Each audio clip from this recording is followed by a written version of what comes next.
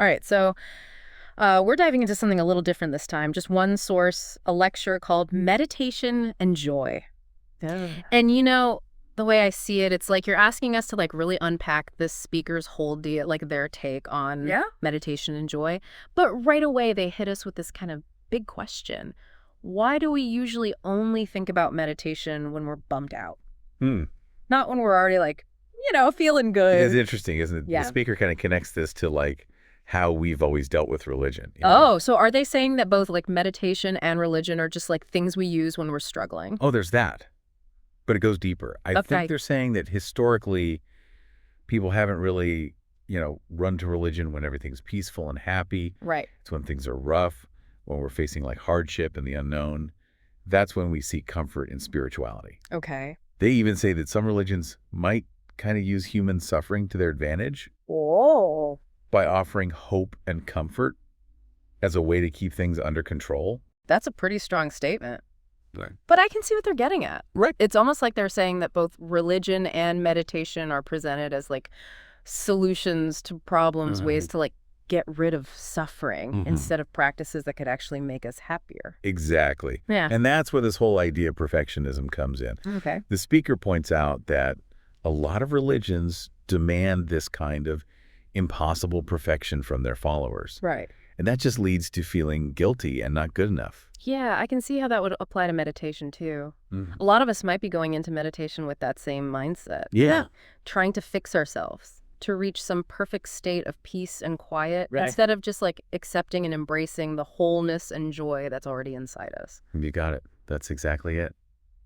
The speaker argues that this focus on fixing ourselves actually blocks us from experiencing the true power of meditation. Really?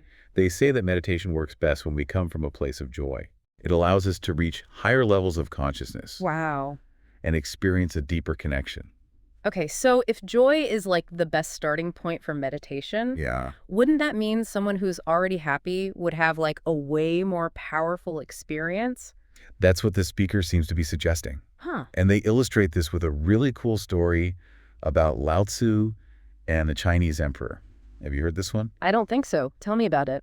Okay, so Lao Tzu and his crew, they had this radical idea. Yeah. They proposed to the emperor that doctors should only get paid to keep people healthy, What? not to treat them when they get sick. Wow. The logic was that if a doctor's income depended on their patients staying well, Okay. they'd be way more focused on preventing illness in the first place. That makes so much sense. Right. So it's like shifting the whole focus from reacting to sickness to actually building health from the get-go. Exactly. And did the emperor go for it? He did. They actually tried it out for a while. No way. But here's the thing. It all fell apart after the emperor died. Oh, no. Old habits die hard, right? Yeah. The traditional model. The one focused on treating illness instead of preventing it. Right. That came right back. That's too bad. It feels like a powerful metaphor for how we tend to stick to what we know. Yeah. Even when there might be better ways out there. Yeah. But how does this story tie back to what we were talking about? Oh, it's a great parallel. Okay. The speaker's using this anecdote to show us how, instead of approaching meditation as a way to like cultivate and boost our natural joy, Yeah. like paying doctors to keep people healthy, Right. we often use it as a Band-Aid for our suffering. Mm. Much like that traditional medical system that's all about treating illnesses we already have. So they're urging us to change our perspective, Yeah. to see meditation not just as a fix for what's wrong, Right. but as a way to nurture what's already good. Exactly. Yeah. And that brings us to a question for you. Okay. Are you using meditation as a crutch Mm-hmm. or a springboard? Hmm. Are you coming at it from a place of lack, trying to fix something you think is broken? Or are you using it to extend your capacity for joy and connection? That's a really good question for all of us to think about. Yeah, It's so easy to get stuck in that cycle of trying to fix ourselves, I know, right? especially with all the messages we get about self-improvement. It's everywhere. But the speaker is reminding us that maybe, just maybe, Yeah, we already have everything we need to experience real joy. it's true. It's just a matter of tapping into it. And that is the real key. But how do we actually do that? Right. Especially in a world that often feels like it's designed to make us stressed and feel inadequate. That's a great question, and it's something we're going to dig into more in the next part of our deep dive. Awesome. I can't wait. So how do we actually tap into that joy especially when it feels like everything around us is trying to make us stressed out and feel like we're not good enough. I know, right? It's like we're Mhm. constantly being told we need to buy this or achieve that to be truly happy. Yeah. But this speaker seems to be saying that joy is actually a lot closer than that. Yeah. They really emphasize the importance of finding joy in the present moment instead of Correct. chasing after all these external things. So it's more about appreciating what we already have Yeah. and like noticing those little moments of joy in everyday life. Exactly. Yeah. Like, think about it. It could be as simple as really enjoying that first cup of coffee in the morning, Mm-hmm. or taking a walk in nature, or having a good conversation with someone you care about. Yeah. Those little moments can be super powerful sources of joy if we just let ourselves fully experience them. I love that.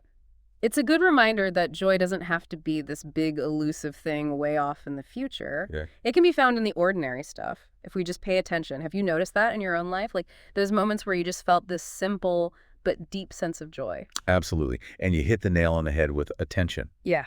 That's key. Mm-hmm. This speaker is basically encouraging us to become more aware of the joy that's already present in our lives. Okay. This might involve like shifting our focus away from negative thoughts and cultivating a more grateful and appreciative attitude. It's not about pretending that everything is perfect, Right. but it is about choosing to see the good. That makes sense. So it's not just about like sitting down to meditate and clearing your mind. No, not at all. It's about bringing that awareness and intention to everything you do. Would you say that's right? You got it? They're challenging us to expand our understanding of meditation, Okay. to see it not just as a technique, Yeah. but as a way of being. Interesting. It's about cultivating this joyful, present-centered awareness Okay. that we can then bring to our formal meditation practice. Yeah. And the other way around. Ah, so it's a feedback loop. Exactly. The more joy we find in our daily lives, the deeper and more fulfilling our meditation practice becomes, Yeah. and vice versa. Precisely. And it all starts with being willing to see joy not as something we have to earn or achieve, Right. but as something that's already within us, Yeah. just waiting to be nurtured. Remember that story about Lao Tzu and the emperor? Of course. Yeah. Paying the doctors to keep people healthy. Right. Yes. Ah, Exactly. Yeah. Like that. We can approach our own well-being in the same way. How so? Instead of waiting until we're totally drained and burnt out, Yeah. we can actively cultivate joy and make it a priority in our lives. You know what really stands out to me in all of this is how easy it is to get caught up in the idea that meditation is about fixing ourselves, Mm-hmm. about striving for some perfect state of peace and serenity. It's a common misconception for sure. It is, but what the speaker is saying is that it's okay to be joyful, Yes. to embrace those feelings of lightness and happiness. It's Huh. not frivolous, it's essential. You're absolutely right. Mhm. And not only is it okay, it's incredibly powerful. Really? Joy is this potent energy. Okay. It can fuel our creativity, Mhm. boost our compassion, and strengthen our connection to ourselves and others. Wow. What if instead of seeing joy as a distraction from our spiritual practice, we viewed it as a catalyst for growth and transformation? Now that's a powerful shift in perspective. It is. Yeah. And it leads us to another question I think you'll find interesting. If joy is so central to our well-being and our meditation practice, do you think the structures and systems we live in play a role in either hindering or supporting our access to it? That's a great question. So you're suggesting that our environment, our surroundings, actually have an impact on our ability to experience joy. Of course. Yeah. Think about it. Our surroundings, our relationships, the messages we're constantly bombarded with, they all have an impact on our inner state. You're right. This is making me think about that story of Lao Tzu and the emperor again. If a society prioritizes health and well-being, it naturally creates a context where joy is more likely to flourish. Exactly. But if it's all about competition, consumption, and this constant striving for more, it can be that much harder to find those moments of genuine contentment. You're connecting the dots beautifully. Yeah. The speaker didn't explicitly address this in the lecture, Okay. but it's a natural extension of their argument. I see. It's not just about individual effort. Our collective well-being is interconnected. If we want to cultivate more joy in our life, we need to be mindful of the environments and systems we're participating in. So how do we do that? What kind of world would we create if joy was at the center of our decision-making, our policies, and our daily interactions? Those are great questions, and ones I think we could spend a whole other deep dive exploring. But for now, let's bring it back to the individual level and what this all means for you. All right, you've heard a lot about the speaker's perspective on meditation and joy. As we wrap up, what's the one thing you should really take away from all of this? All right, you've heard a lot about the speaker's perspective on meditation and joy. As we wrap up, what's the one thing you should really take away from all of this? Well, I think the speaker's really issuing a challenge, a call to action almost. They want you to rethink your whole relationship with meditation and with joy itself. Okay. They're saying stop seeing meditation as just a reaction. Yeah. Yeah. Something you only turn to when you're hurting or looking for comfort. Right. Instead, see it as a way to cultivate and grow the joy that's already inside you. I see. And by doing that, you're not just deepening your meditation practice. Okay.